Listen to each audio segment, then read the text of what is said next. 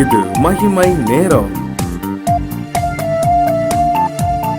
சர்வ வல்லமையுள்ள ஆண்டவராய் இயேசு கிறிஸ்துவின் இனிதான நாமத்தினாலே மகிமை டிவி நேயர்களுக்கு என் வாழ்த்துக்களை தெரிவித்துக் கொள்கிறேன். 1 சாமுவேல் 1ஆம் அதிகாரத்தை நாம் தியானித்து கொண்டு வருகிறோம். அன்னாளுடைய குணநலன்களை குறித்து நாம் தியானித்து கொண்டிருக்கிறோம்.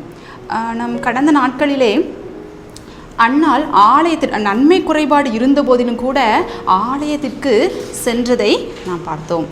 இப்பொழுது ஆண்டவரிடம் அன்னாள் பண்ணின விண்ணப்பத்தை குறித்து நாம் பார்க்க போகிறோம். அன்னாளுக்கு ஒரு பிரச்சனை என்ன, அவங்களுக்கு பேபி இல்லை, சரியா?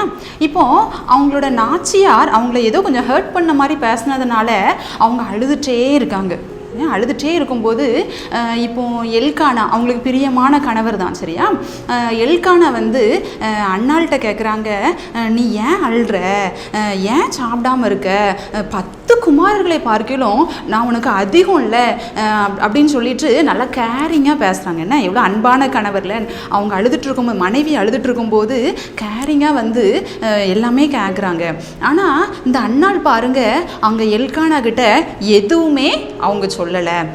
ஒருவேளை சொல்லியிருந்துருக்கலாம், என்ன இந்த பெனினால் அக்கா என்னை கொஞ்சம் திட்டாங்க, இப்படிலாம் ஹர்ட் பண்ணுற மாதிரி பேசிட்டாங்க, எனக்கு ரொம்ப கஷ்டமாக இருக்குது, அவங்க எப்போ பார்த்தாலும் இப்படி தான் பேசுகிறாங்கன்னு அவங்க ஏதாவது சொல்லியிருந்துருக்கலாம். அவங்க கணவன் தானே.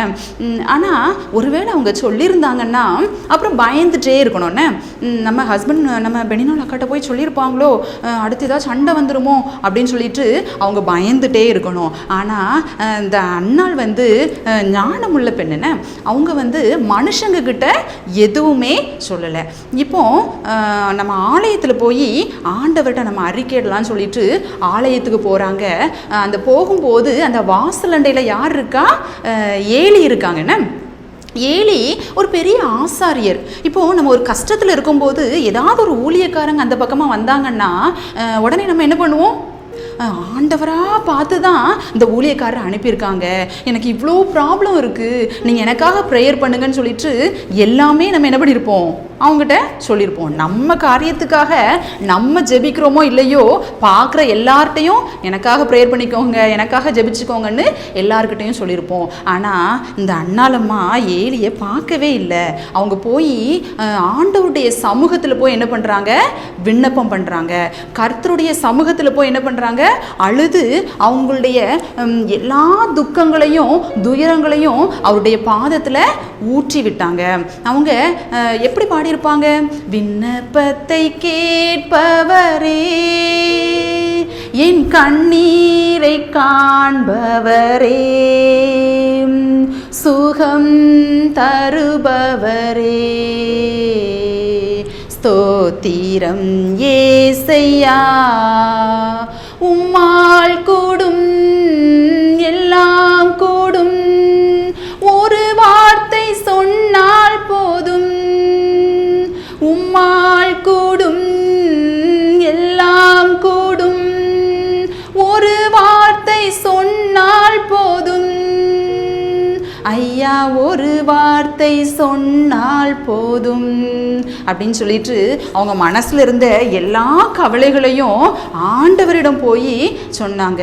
நம்ம மனுஷங்க கிட்ட ஏதாவது நம்ம சொல்லியிருந்தோம் அப்படின்னா நம்ம பயந்துக்கிட்டே இருக்கணும். இது ஏதாவது ஒரு பிரச்சனை வருமோ, யாராவது சண்டை போட்டுருவாங்களோன்னு சொல்லிட்டு பயந்துட்டே இருக்கணும். ஏதாவது ஊழியக்காரங்க கிட்ட போய் நம்ம சொல்லியிருந்தோம்னா நம்மளுக்கு இருக்கிற சமாதானமும் என்ன போயிருக்கும்? கெட்டு போயிருக்கும். அவங்க சொல்கிறது நடக்குமா நடக்காதா அப்படின்னு சொல்லிட்டு நம்ம சந்தேகத்தோடையே நம்ம இருக்கணும். ஆண்டவரிடத்துல அவங்க சொன்னதுனால அதுக்கப்புறமா அவங்க என்ன பண்ணல? துக்கமுகமா இருக்கல. நம்ம அழுதுட்டு இருக்கும்போது ஏதாவது மனுஷங்க நம்ம கிட்ட ஏமா அழுறன்னு கேட்டோன்னு நம்ம என்ன பண்ணிடுவோம்? ஆதிலிருந்து அந்த வரைக்கும் ஒன்று விடாம எல்லாத்தையுமே நம்ம சொல்லிடுவோம். அந்த அண்ணாலக்கா அவங்க நேசித்த அவங்களுக்கு பிரியமான கணவர் தான், ஆனாலும் கூட மனுஷங்க கிட்ட எதுவுமே சொல்லலை. அவங்க ஊழியக்காரர்கிட்ட எதுவுமே சொல்லலை. மாறாக அவங்களுக்கு இருந்த கவலை கவலைகள் எல்லாவற்றையும் ஆண்டவருடைய பாதத்திலே அவங்க ஊற்றி விட்டார்கள். ஏசாயா 58ஆம் அதிகாரத்தில் 9வது வசனத்தில் இருக்குது, அப்பொழுது நீ கூப்பிடுவாய், கர்த்தர் மறு உத்தரவு கொடுப்பார், நீ சத்தமிடுவாய், இதோ நான் இருக்கிறேன் என்று சொல்லுவார், நுகத்தடியையும் விரல் நீட்டுதலையும் நிபச்சொல்லையும் நீ உன் நடுவிலிருந்து அகற்றி அப்படின்னு சொல்லிட்டு இருக்குது. இதுல எங்கேயாவது இருக்குதா உனக்கு பதிலா ஊழியக்காரர் கூப்பிடுவாரு, நான் சத்தம் கொடு, நான் மறு உத்தரவு கொடுப்பேன் இருக்குதா? இல்ல. நமக்கு ஒரு ப்ராப்ளம்னா நம்ம தான் ஆண்டவர்கிட்ட போய் என்ன பண்ணணும்? மன்றாடணும். நம்மளுக்கு ஒரு பிரச்சனைனா நம்மளுடைய இருதயத்தில் இருக்கிற எல்லா துயரங்களையும் ஆண்டவருடைய சமூகத்தில் கொண்டு வந்து ஊற்றி விடணும், இருதயத்தை ஊற்றி விடணும். அப்படி பண்ணும்போது நம்ம பயப்பட வேண்டிய அவசியம் இல்லை. நம்மளுக்கு எந்த ஒரு சந்தேகமும் அதில் வேண்டாம். ஆண்டவர் கண்டிப்பாக நம்மளுக்கு என்ன பண்ணுவார்? இந்த அன்னாள் இருதயத்தை ஊற்றி விட்ட போது அன்னாள் என்ன பண்ணுறாரு?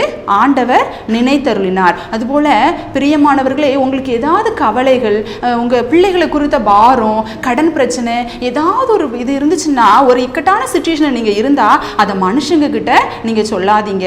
ஊழியக்காரர்களை தேடி தேடி போகாதீங்க. சிலர் அப்படிதான் ஊழியக்காரங்களை கிட்ட போய் குறி கேட்குற மாதிரி ஒவ்வொன்றும் கேட்டுகிட்டே இருப்பாங்க. இல்லை, நம்ம அவங்கள தேடக்கூடாது. நம்ம யாரை தேடணும்னா நம்ம தேவாதி தேவனை தான் நம்ம தேடணும். அவர் தான் நமக்கு நன்மையான காரியங்களை செய்வார். ஜெபம் செய்வோமா? அன்புள்ள ஏசப்பா, அந்த அன்னாளிடமிருந்து நாங்கள் இன்றைக்கி ஒரு நல்ல குணத்தை நாங்கள் கற்றுக்கொண்டோம் ஏசப்பா.